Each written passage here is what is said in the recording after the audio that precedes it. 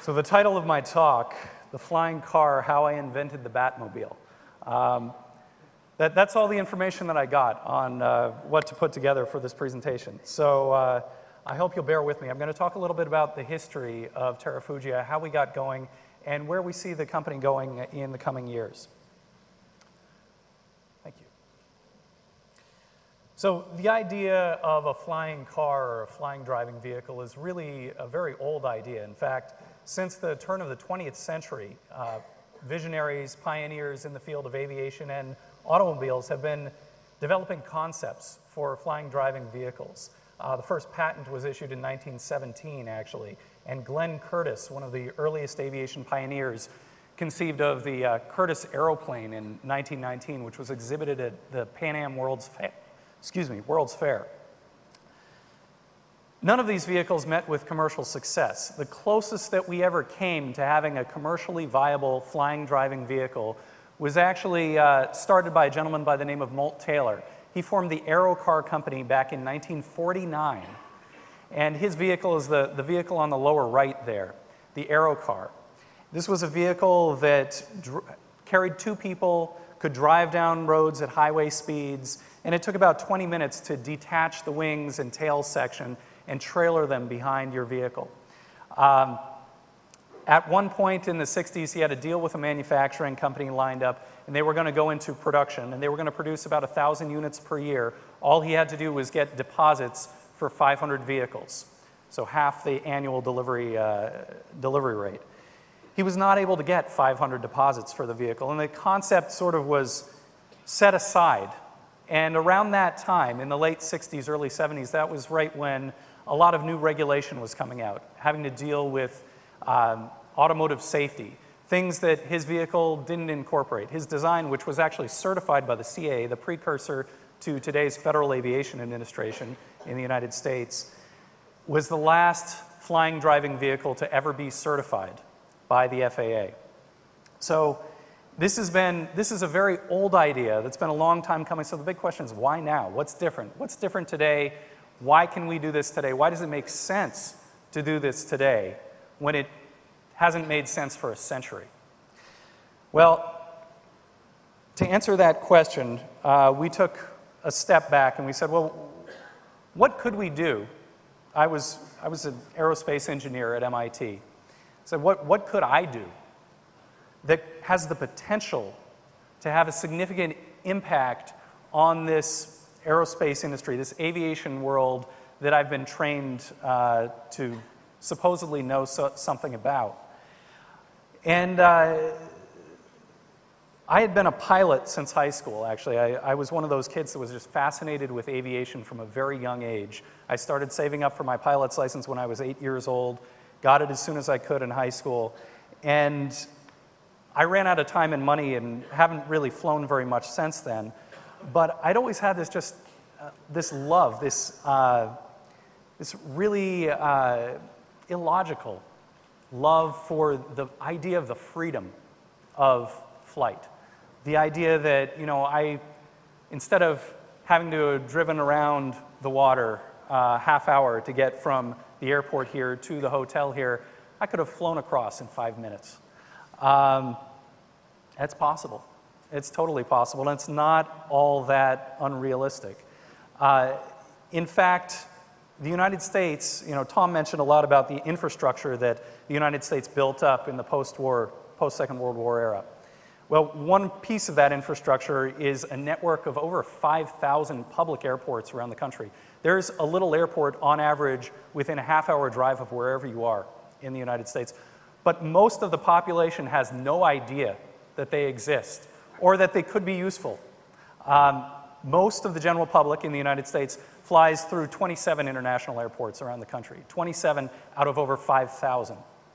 So NASA identified this network of 5,000 airports as America's largest underutilized transportation resource. So how could we make better use of this? And why isn't this being used today? There are lots of pilots. In fact, there are over 600,000 licensed pilots like myself in the United States. Why don't we fly? Well, there are a number of fundamental reasons why flying is harder to do than driving and less convenient.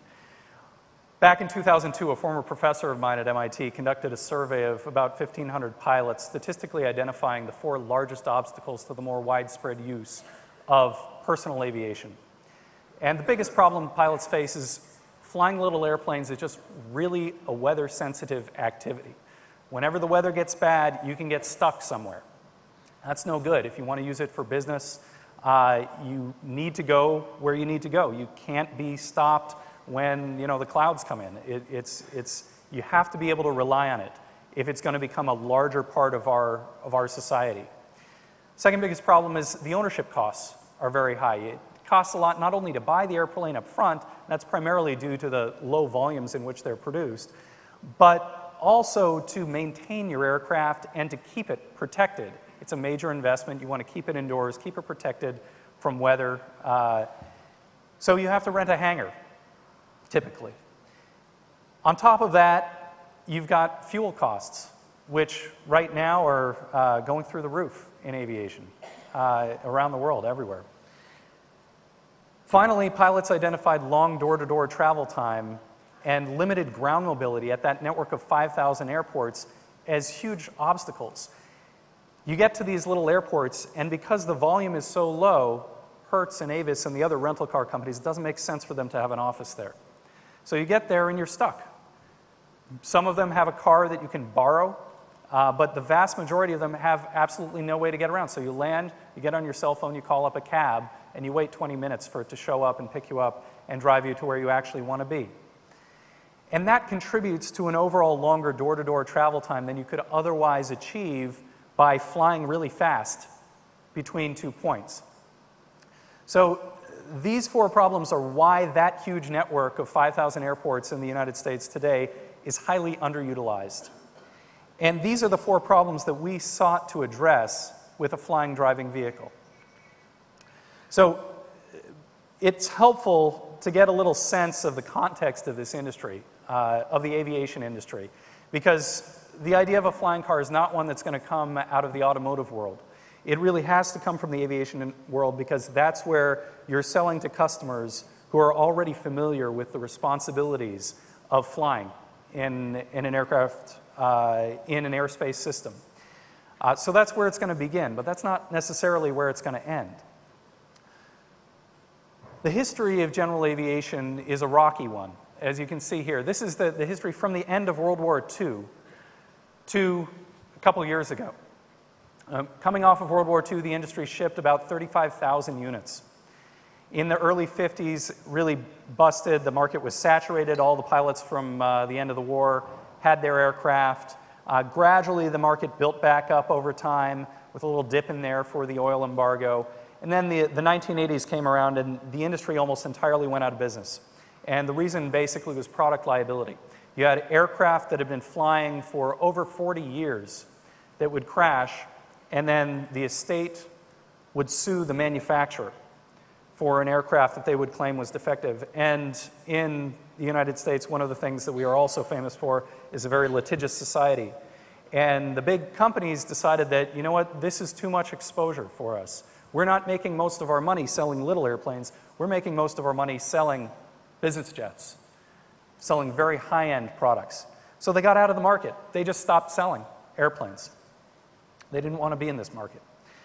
1994 came along. Congress passed the General Aviation Revitalization Act. From 94 through 2008, just before the economic downturn, the general aviation industry was seeing about 17% compound annual growth. In 2004, while I was working on my PhD, I've been keeping track of the industry publications that had come along through the years since getting my pilot's license. And in 2004, I saw something that really caught my attention. The FAA was changing a fundamental way about how they regulate a certain category of aircraft at the very low end, the light sport aircraft sector. And they had not only made it easier for manufacturers to bring new products to the market, they also created a new type of pilot's license that takes less time and less money to get. So they lowered the barriers to entry on both fronts. And this really has created a renaissance in the general aviation industry. In fact, since this rule came about, we are now seeing more activity in general aviation than we've seen since the 1930s. it's really a remarkable time if you're a general aviation manufacturer. So 2005 comes along, and I convinced a couple of my cohorts at MIT to start digging into this, say, could we leverage this significant rule change to revive this old idea of a flying driving vehicle, something that has the potential to fundamentally address those 4 largest obstacles to the more widespread use of general aviation. So we started digging in, we started researching previous attempts, we started undertaking configuration studies. We had our first meetings with the FAA because, the idea of a flying car has been around in pop culture for so long that it really is sort of a fringe concept and has been for quite some time now. So we wanted to meet very early with the FAA and find out, look, if you're not going to let us do this, tell us now and we'll stop wasting our time. Fortunately, we met with some regulators who were willing to say, well, there's nothing in the regulations that expressly prohibits this sort of vehicle. That was enough for us. So we started drafting a business plan. And part of that process, we started putting together the economic models for how a vehicle like this could impact the general aviation marketplace, given the fact that it's going to start at low volume, it's going to start with a high price point, much higher than a normal car. What potential could this have? Well, this chart that I'm showing you right now tells you, on average, if you have to travel a certain distance and you value your time at a certain level, which means of transportation would make the most sense for you to utilize? Whether if you're driving short distances, cars generally make sense. If you're driving very long distances, over 1,000 miles, typically it's going to be very hard to beat the airlines. But there's an intermediate travel range in that 100 to 500 mile range where general aviation, light aircraft, small aircraft could actually have significant value, significant economic value. They could save people time, they could save people money. So we put together this model and we said, well, what happens when we introduce this vehicle that's going to save you time on either end of your trip? Because you're not going to be spending time calling up a cab, waiting for it to show up. In fact, the vehicle can convert between flying and driving in about 20 seconds. Well, when you do that, you see, we take a big fraction of that existing market and we push the bounds down. We lower that minimum time value that's needed. So we're fundamentally expanding the general aviation market, and we're also pushing down the average trip distance at which using a vehicle like this would make sense, down to around the 100-mile range. Now, so that was enough for us. We quantified the market and dug in. 2006, I entered into the Lemelson-MIT competition for inventiveness, and I was awarded a $30,000 prize for inventiveness at MIT. Our business plan that year also won $10,000 in the MIT entrepreneurship competition. So we took that $40,000 from the 2 prizes, and we took our fledgling company, which we had just incorporated with, I think at that time we had 5 founders, and we took our concept, which at that point was really nothing more than computer graphics and a wind tunnel model, to the largest trade show in aviation. And at that first show, we met some of the folks who would become both our first customers and our first external investors. And we left that show with 7 deposits in hand to sell 7 aircraft. So that was a good sign for us. 2007 came along, and we closed on our first round of external investment right around the end of 2006. We moved into what basically was a garage, 3,800 square feet, and we started working on this new vehicle. And you can see when we started, there were 4 of us that went in and didn't take what would be called a better job by a lot of our contemporaries. And we jumped in. We started building a folding wing on a stand. That was the highest risk part of our vehicle. So we built that, and we exhibited it the next year at the show. We got a few more deposits in hand. Went back. 2008, we brought on a few more people. we started building our proof of concept vehicle, the first vehicle that would actually fly, and that's the vehicle that was in that video. And we started doing our drive testing and taxi testing. And 2009 was the first year we flew. Flew for the first year, for the first time in March of 2009. Did lots of testing, started validating our modeling and our predictions. And these are some pictures, actually, from some of that testing. So you can see it operates just like a normal general aviation aircraft. That's a Cessna that it's taxiing next to right now. And flies like a normal aircraft. So it will be very familiar to both normal pilots that are out there today, as well as it drives like a normal car. That's not Photoshop, by the way, I promise. It's real. And our test pilot really likes it. So 2010, we took the lessons that we learned from that first proof of concept vehicle and we improved the design. We completed what we called our production prototype redesign. We moved into a larger space. Now we're in a 19,000 square foot facility. And we started work on a defense contract as well. So we started getting a little bit of revenue in the door. And the company grew further. And just this past year, actually, we just exhibited this vehicle. This is our first of 2 production prototypes at that large air show again. We're very pleased to have it there. So this was the first public exhibition of what we think will be the first commercial flying car. So a little bit about the product. It's a 2-seat vehicle. It fits inside that new light sport aircraft category.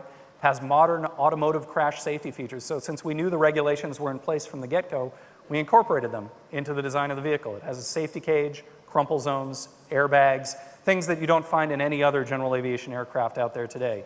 We've done simulated crash testing of the vehicle similar to what they do in the automotive industry. And with the wings folded up, it fits inside a standard construction single-car garage. Drives like a car, gets over 35 miles to the gallon on the road using unleaded automotive gasoline, so it actually gets better gas mileage than most cars on the road today because it's very lightweight, very aerodynamic. Flies like a normal airplane, over 100 miles an hour cruise with over a 400-mile range.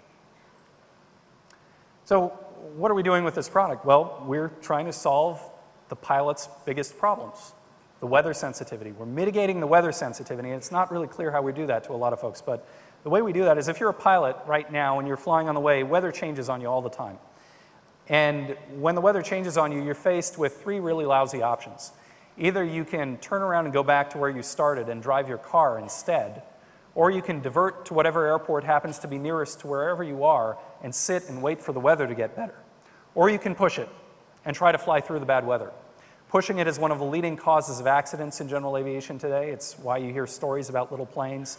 One of the reasons why you hear stories about little planes. In fact, it's the largest, has the highest percentage of fatality of any type of accident in aviation. It's called get there-itis in pilot circles because you want to get to where you're going. We reduce the ownership cost by allowing owners to keep their airplane at home in their garage, so you don't have to rent a hangar, and it runs on super unleaded automotive gasoline, which is not only better for the environment than aviation fuel, but also costs about 30% less than aviation gasoline. The limited ground mobility at most of those 5,000 airports is no longer a problem, and the long door-to-door travel time is reduced because you're spending less time stopped on the ground at either end of your trip. It's the definition of a disruptive product, really. You have an old industry, you bring a new technology in that fundamentally is satisfying some of these old problems that everybody just assumed were not really things that you could solve. And that's what we're doing with the transition. We're also setting the highest bar in the general aviation industry for safety, convenience, and fun. This is something that this is sort of our mantra at Terrafugia, safety, convenience, and fun. This is, and I do believe this, I believe that we will be setting by far the highest bar for the safest aircraft, general aviation aircraft out there that you can get. It's designed not only to international ASTM standards, but also to Federal Motor Vehicle Safety Standards. It has a 30-second conversion between flying and driving, park your plane at home in your garage, gas up at your local filling station, and really what's more fun than having a flying car in your garage? We're inspiring the public and creating new pilots in the process because pop culture has been infused with this idea of a flying car, and we even had a Jetsons reference in our previous discussion. It's out there. The idea is out there, and it's a powerful idea. It's one of the reasons why I was invited to this conference. It has that potential to capture the imagination and to inspire people to think outside the box. And it's an avenue to bring general aviation, light aircraft, the idea that you could go out and become a pilot and fly a vehicle like this, bringing that idea to the rest of the world. And one of the reasons why I wanted to come here and share what we're doing at Terrafugia with all of you is that I talked a lot about the economics of the model, and all of our business plan was really based on the well-quantified market for general aviation aircraft in the United States. Currently, the United States accounts for over 50% of the market for general aviation aircraft. So that's our primary market today. But the world is changing. And right now, we have a lot of investment going on in general aviation in the developing world. The three countries that Tom mentioned, Brazil, China, India, are all investing right now in general aviation, much more so than the United States, I might add. So a vehicle like this that has this potential to expand those barriers, or to knock down those barriers, and expand the usability of light aircraft that made sense in the United States. Well, in countries with less infrastructure than in the United States, less superhighway infrastructure than we have, even though ours is declining right now, we still have a lot. We've got a lot of superhighways out there. In countries with less of that superhighway infrastructure, a vehicle like this can have an even bigger impact. And it can be more useful than it is today. In fact, the analogy that we've talked about is the one of the cell phone penetration into the emerging world. Many places never installed landlines. You just went right to cell towers, right? Well, it costs a lot less to put in short runways than to pave thousands of miles of superhighway. So, something to think about.